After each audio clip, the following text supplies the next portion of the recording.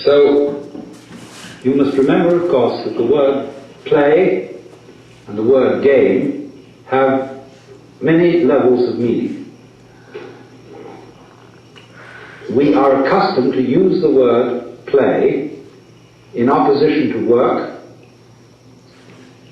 and to regard play as trivial and work as serious. Very largely, a game or a play is something associated in our minds with triviality. But we also use the word play in a non-trivial sense. I went to hear Heifetz playing the violin. Was that a trivial matter? On the contrary, the very highest kind of art form. Still play.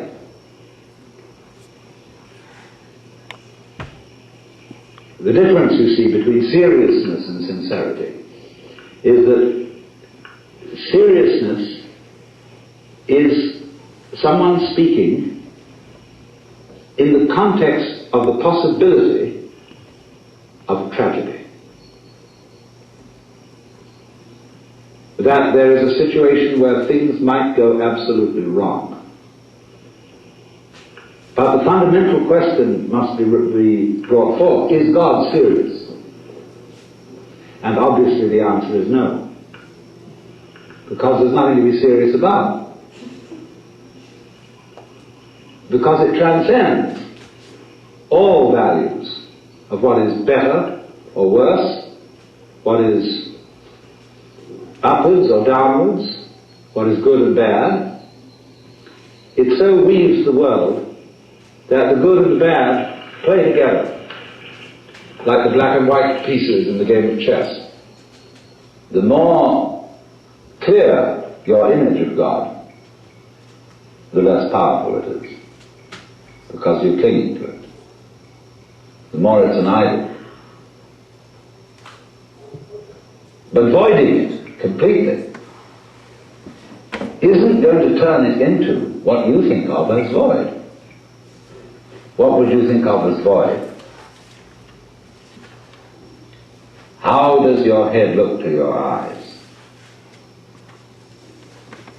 Well, I tell you, it looks like what you see out in front of you. Because all that you see out in front of you is how you feel inside your head. Inside your head. Inside your head. Inside your head.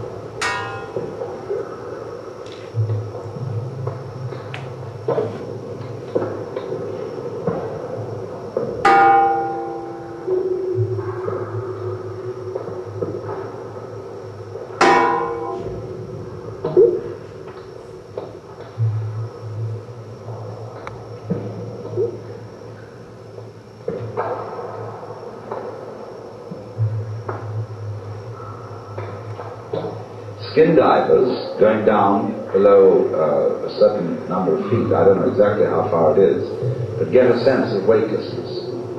And at the same time, this deprives them of every sense of responsibility. They become alarmingly happy. And they have been known to simply take off their masks and offer them to a fish. And of course they then drown. So if you skin dive, then you have to keep your eye on the time. You have to have a water watch or a friend who's got a string attached to you if you go down that far. And at a certain specific time, you know you have got to get back, however happy you feel.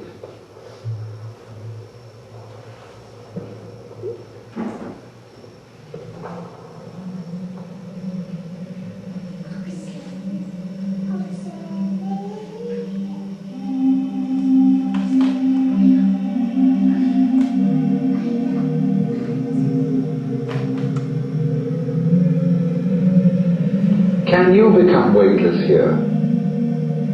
The person who really accepts transience begins to feel weightless. It is easy enough to stand still. The difficulty is to walk without touching the ground. And why do you feel so heavy?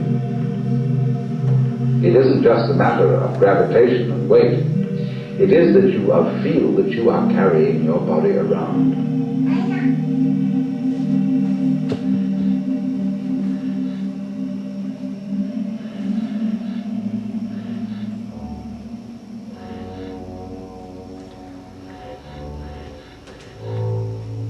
To whom?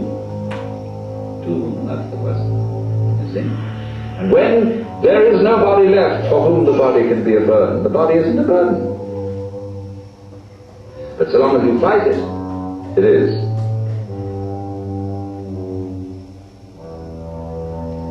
So then, when there is nobody left to resist the thing that we call change, which is simply another word for life,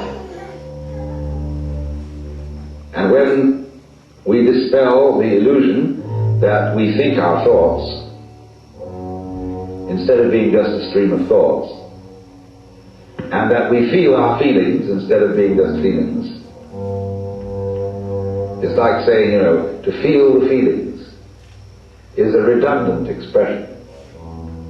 It's like saying, actually, I hear sounds, for there are no sounds which are not heard.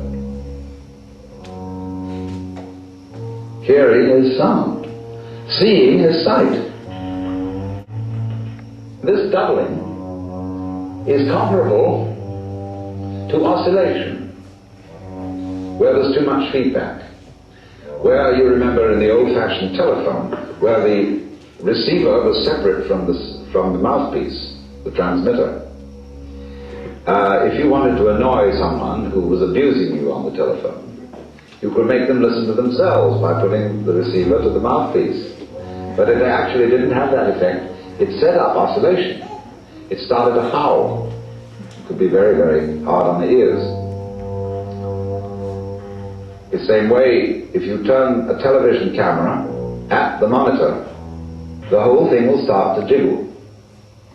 The visual picture will be of oscillation. Like that. And the same thing happens here. When you get to think that you think your thoughts, the you standing aside the thoughts has the same sort of consequence as seeing double. And then you think, can I observe the thinker thinking the thoughts?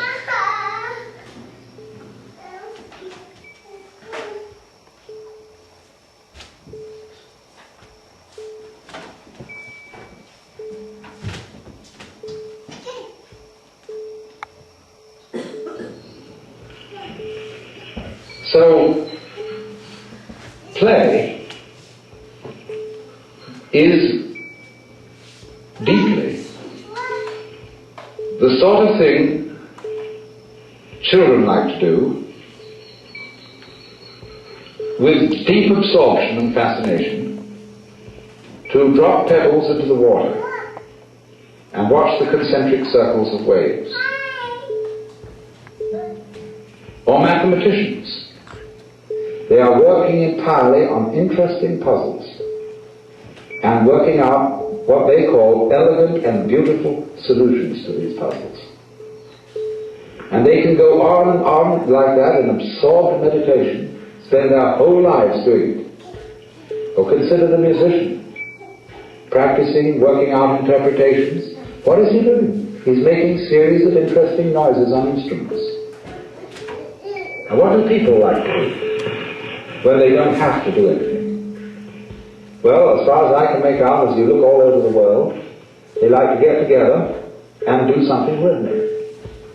They may dance, they may sing, they may even play games, because, say, playing dice, there's a certain wonderful rhythm, shaking the cup and rolling the dice out on the table, or dealing cards. You know, all the things that people like to do and think about these rhythms. Or some people like to knit. And this is a rhythmic thing, you see. Others just like to breathe. There are all sorts of ways in which we love to do this. Now you see, our very existence is a rhythm. Of waking and sleeping, eating and moving. And that's all we're doing. And just consider what we do every day. What's it all about? Does it really mean anything? Does it go anywhere? It's just because we want to keep on doing this kind of a hoop-de-dum. So you can get a certain vision of life where everything is seen to be a complex pattern of rhythm. Dances, the human dance, the flower dance, the bee dance, the giraffe dance. And these are also comparable to various games: poker, bridge, backgammon, chess, checkers, etc. Or to various musical forms: sonata, fugue, partita, concerto, symphony, or whatever. And that's what this all is. It's jazz. You see? This is a big jazz, this world. And what it's trying to do is to see how jazzed up it can get. How far out this play of rhythm can go. Because that's what we all come down to, you see. We're going in this in every conceivable way. So then that is why you see this fundamental view that the world is play.